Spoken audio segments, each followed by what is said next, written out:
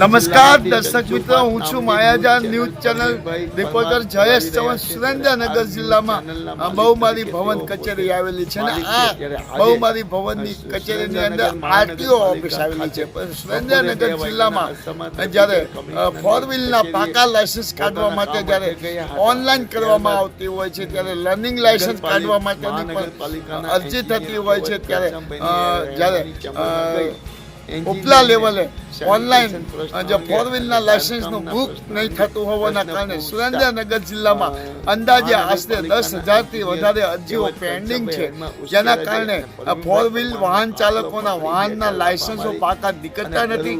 આના કારણે જ્યારે વાહન ચાલકો હેરાન પરેશાન થઈ રહ્યા છે અને અનેક પ્રકારની મુશ્કેલીઓનો સામનો કરી રહ્યા છે.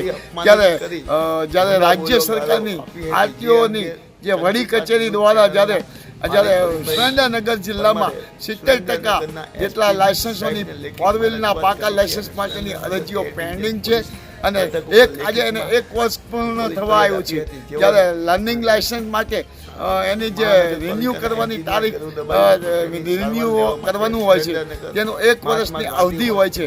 1 વર્ષની અવધિ પૂર્ણ થઈ જવા આવી છે, જેને જો ફોર વ્હીલના લાયસન્સ નથી મળતા, જ્યારે જો બુક કરવામાં હોય તો જેના કારણે બુકમાં પણ બુક થતા નથી.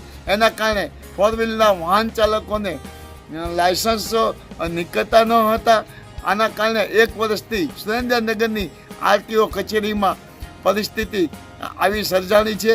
ત્યારે રાજ્ય સરકારે આની ઉપર ગંભીર વિચારણા કરી અને સુરેન્દ્રનગર જિલ્લામાં આરટીઓ કચેરીઓમાં ઓનલાઈન મારફત કે ફોર વ્હીલના લાયસન્સ ધારકોની જે અરજીઓ કરી છે તેનો નિકાલ કરવો જોઈએ, જેથી વાહન ચાલકોને લાયસન્સ સરળતાથી મળી રહે તેવી વ્યવસ્થા જ્યારે આરટીઓ કચેરી રાજ્યની વડી કચેરી દ્વારા વ્યવસ્થા ઊભી કરવી જોઈએ.